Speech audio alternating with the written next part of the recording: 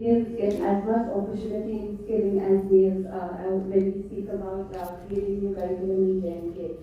And I myself, privy to the good work Maruti has done in Haryana and to some of the visits that I've done at ITI.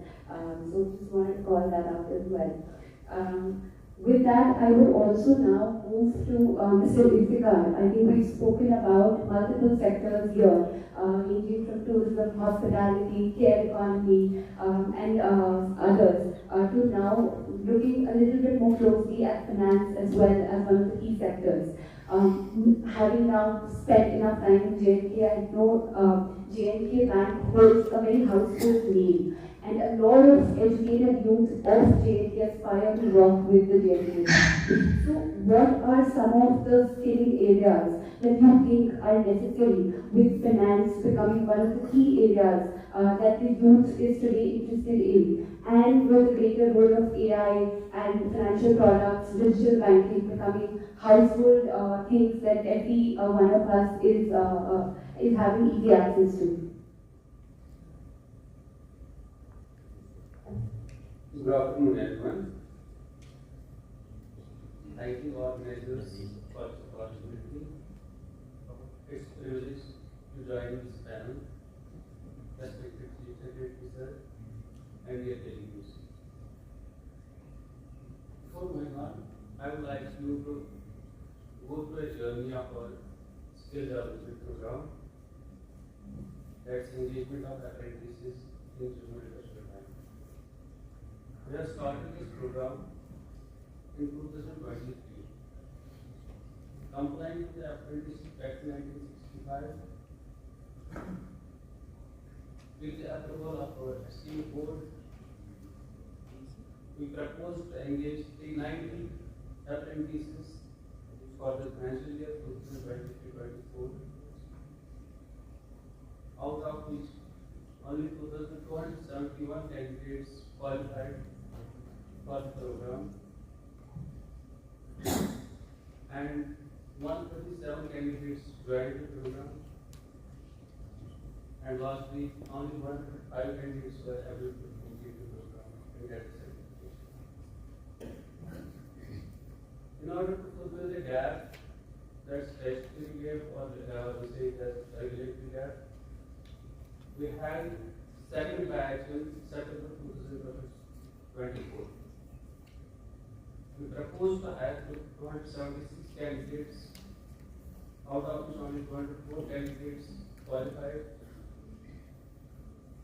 114 candidates joined, and only 100 candidates were able to complete and get the certification. Further, in order to overcome that shortfall, because there is a variation of 2.5% to 15% that are to be engaged for any particular financial year, that percentage is of your workforce, including contractual workforce. Okay? So we are actually seeing a pattern here. Every year we have a shortfall. People come, people join, and then they are not able to complete. They leave. We have done a little bit of assessment regarding this,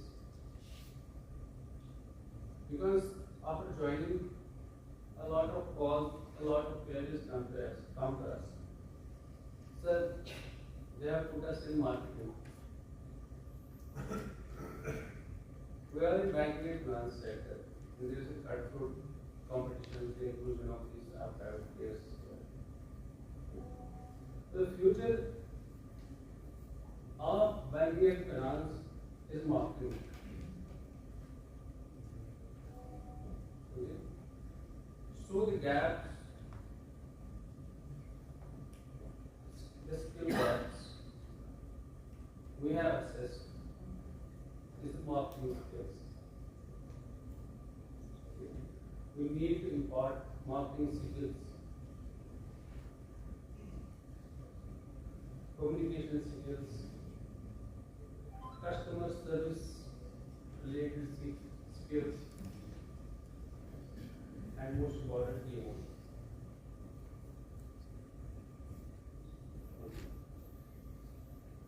Thank you so much, Mr. Principal, and I think you only reiterated some of the points that earlier panelists have made. So thank you so much for calling those out. I will now, I think some of the very key areas in terms of doing justice to the topic that we had, in terms of identifying needs, vis-a-vis the market requirements that we have, the gap in the needs that we have that we require in the markets. I think some of the very key points have come out. I will now spend the last 10 minutes of the discussion by opening it to panelists to understanding what is in your perspective that we can do together as industry partners, as government, to strengthen the overall initiatives of the government, because this will then this will set a good segue for the next discussions, which will be more detailed around different sectors and solutioning of some of the identified gaps that we just spoke about. So I'll start with you, Mr. Ramsha. Thank you, Ms. Madam, for this, question. Yes, certainly, we are getting lots of raw talent in our hotel industry, and we are shaping up to the next level. The first, what we are doing, we are collaborating with institutes, collaborating with universities, with academic centers, and recently we have, collaborated with Hospitality Institute in Srinagar, where the raw talent will be coming to our palace, learning the skills of etiquette, grooming, communication, smile, and how to serve the high caliber guest. And this is our initiative. Also, we have called 30 young, youth, people from all over India, from 12 Lalit hotels, and we conducted very successful butler training, where we were talking about the butler behavior, skills, education, and etiquettes, like when you are serving the Prime Minister or the high-level dignitaries. Recently, we had 5 ministers staying with us, and we got, very good remarks because the butlers were here, and they were all smiling and serving with, more excitement, and they were all young, 20, 21 age, and playing in the hospitality industry. So the best part is collaboration and communication with institutes and academic centers. Thank you. Jana, yeah. Thank you. So I was jotting some points down, maybe I'll stick to those points, but there's an observation prior to that. Since morning I've been hearing of a lot of schemes and a lot of government schemes that are running here, and most of the youth seem to know about it. Those are the statistics that I saw. But what about schemes like the PM internship plan? Seems to be grossly missing, and that's something that my team is operationalizing from CII. It's a very, very important scheme for the youth to at least understand what the industry needs, right? So I think that's something that we should work closely in trying to get here, if it's not already there in a large measure. The second is, couple of observations point of view I'll share on one-on-ones data. You asked about, what are the few things that we can do together. So first of all, CII has a very, very wide footprint when it comes to mobilizing international mobility, bringing the industry together for whatever initiative or programs that may be required, right? And for J&K, it will be a service, and we'll make sure that there is something or the other that we are collaborating on very closely, and we'll make it a success, for sure. The other things are clearly the career counseling and guidance, and I heard somebody else also talk about it, psychometric testing. I think it was somebody who spoke about it.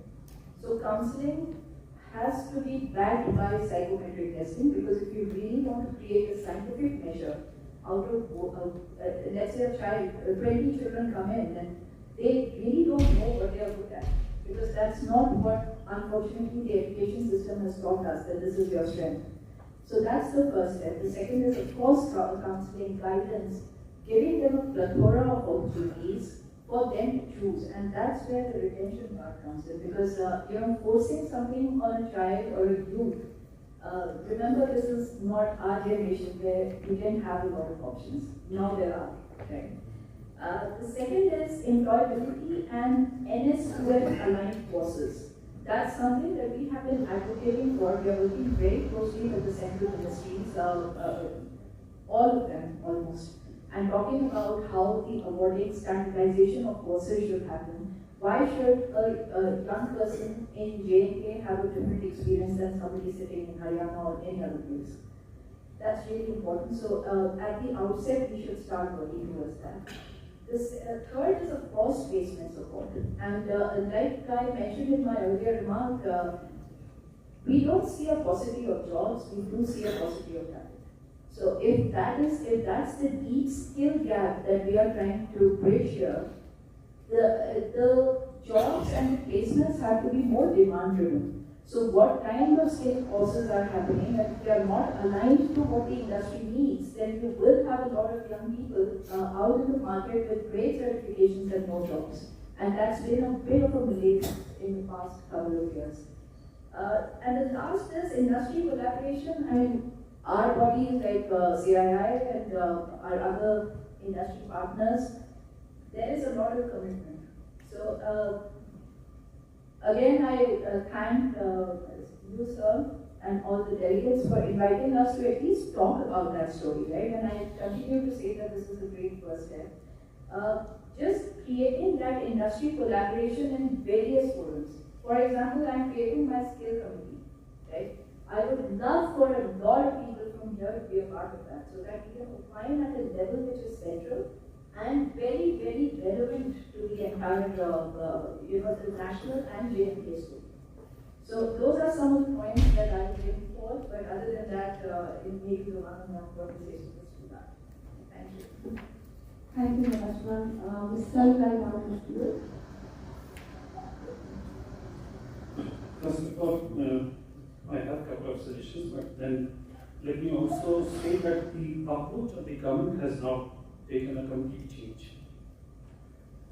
Much more progressive.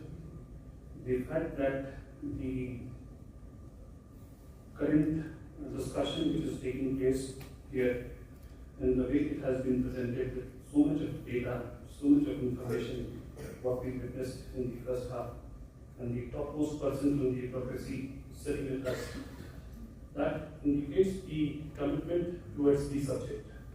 And it is a big change from the past. Even in the government departments with whom we interact, we have seen there is a complete shift in the approach, making it much more analytical, much more data-driven, much more professional in the approach, trying to present the way it should be. Having said that, there would be 3-4 such elements which we have been talking to at various forums. And if I have to give the specific example, the current provisions of the Apprenticeship Act, which gives you permission to deploy 10% of the total population as apprentices. Again, there is a resource crunch. That is, people can still be trained and percentage can be improved. That's the point which I'm making. I'm not asking that dilute the Apprenticeship Act completely, but then some adjustment can always be made, keeping in mind the specific requirements of the various state governments. We have now the FD policy, fixed term employment. It is one of the way we are talking about it, companies are practicing also. Because we need to reconcile with the fact in times to come that everybody may not get a permanent job, in spite of your skill set, in spite of your qualification and experience.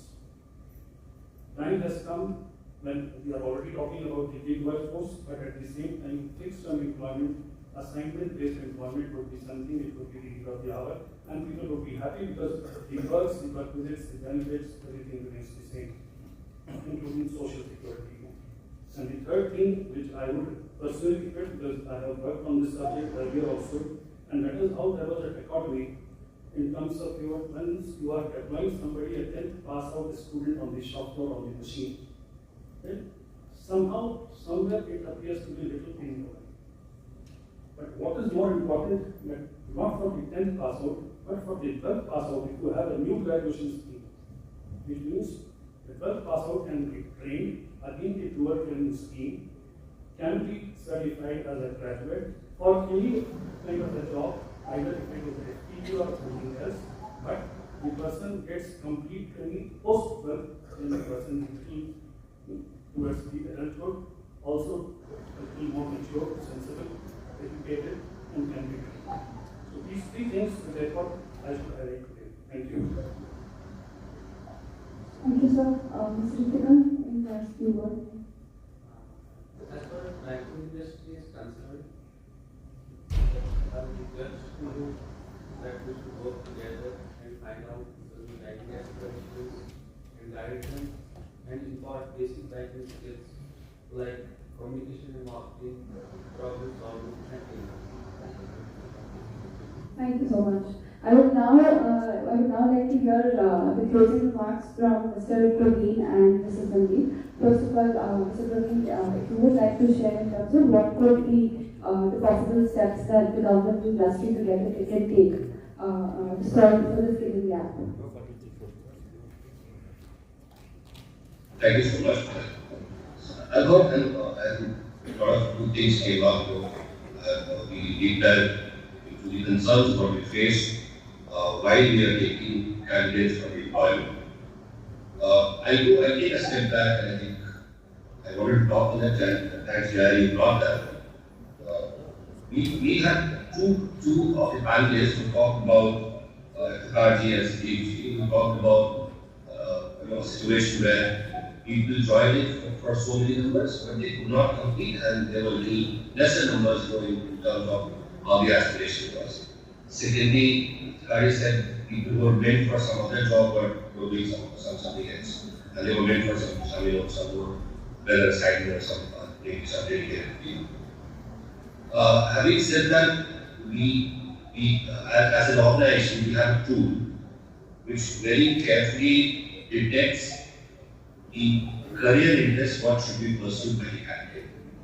And this is something which I have been advocating on the skills mission or ITI's technique with MSD, that because this government is investing huge, and as state government, JNK does a similar thing.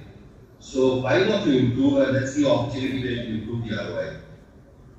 We need to make sure that we are currently working in a system where the candidate does the training, passes out, and while passing out, we assess that what he or she has learned. My suggestion to the forum here is, can we not, or shall we not, introduce something at the entry level? Every candidate who comes in should be checked for their career interest and the kind of eligibility or capability what they carry in terms of taking that program itself. So two things will happen. Your completion of the program will definitely improve in terms of people not either dropping out or completing the program will definitely go up. And secondly, I'm sure we will be able to create more employability. That's part one. Secondly, as I said, we have kicked off our India Skills Report 2026 yesterday. Every year we have a different theme which we select. Last year it was global talent mobility, and this year we are looking at the future work, which includes gig economy, freelancing, and AI supplemented workforce. And this is something which goes pro bono. So I request ANK or state government, Chief Secretary Office, or University here and the MD of change skills development, to make sure that we can reach out to you in person as well, to make sure that we mobilize the candidates to take this test, and we disseminate this information to the ground level where most of the people could live. Because every year we reach out to 6 lakh, 7 lakh students. This year we try to make sure that we are reaching out to 10 lakh students in the country to make sure that we reach out and how employable they are. So these are two things which I thought I'll bring in, and in the interest of time I'll take a pause, and thank you so much to the distinguished panelists and the state government and the other boardrooms at JNK. Thank you so much once again. Thank you so much, Mr. Praveen. I would now like to request Mr. Sandeep to share his thoughts on solutions around managing skill gap and improving the skilling course curriculum over the period of time. Yeah, so thanks for giving me this opportunity. Being the last, I think most of the points I've covered, but my two bit. One, when we are talking about bridging the gap, look at programs like RTD, which the industry can directly do with the government, because we know what exactly we need, and then we train the students as per our requirement and place them. We guarantee the placement. So that is one which we would like to the state of Jammu Kashmir government to do more. Then when you are doing it, one very good thing about Kashmir is, one, from our industry perspective, most of the Kashmir is full of spirit of hospitality. You have a very high level of service attitude. So, keeping that strength in mind, why can't we create hubs or hotspots where we get specific people? For example, if you identify hotspots in Kashmir where culinary skills can be imparted on the students who can go and start working. So they have the spirit, they get skilled, they go and practice that skill outside the school and then come back maybe 2 years, 4 years, 2 years from them, and they may get self-employed. They may get create their own company which goes on assignment basis to other states, do an event and come back. So that is one we need to create. Identifying the hotspots, focusing on that hotspot for particular skills, creating an RTD model together to create the employability. The second thing which I would request everybody, I mean, I will not say only the government, the industry, the institutes, and the government all put together, which we need to address is that visibility of jobs across the world, starting from India to other places, and what it takes to reach there, what is the gap, like I talked about language proficiency. If people are trained on certain languages, they will get very high paying jobs in other countries. If there is a need for financing those training programs for language proficiency, some soft loans can be provided so that a lot of wealth is created for the youth of the JNK. That's how we can enhance their lifestyle today. Thank you very much for watching. Thank you so much, Mr. Kuldeep. I will now, I think, hand over to Mr. Chief Secretary Sir for any closing remarks, sir, that you may have. In that case, then I think we are going to close the session. We've received very good insights on what are some of the gaps that as JNK we need to focus on, and what is the way forward. In the following sessions, we will now proceed to talking more about the solutions centered around certain specific skill initiatives as well in detail. But I will I'm very grateful to all the panelists for first of all taking out the time today and also sharing insights with everyone here. Thank you so much. Thank you.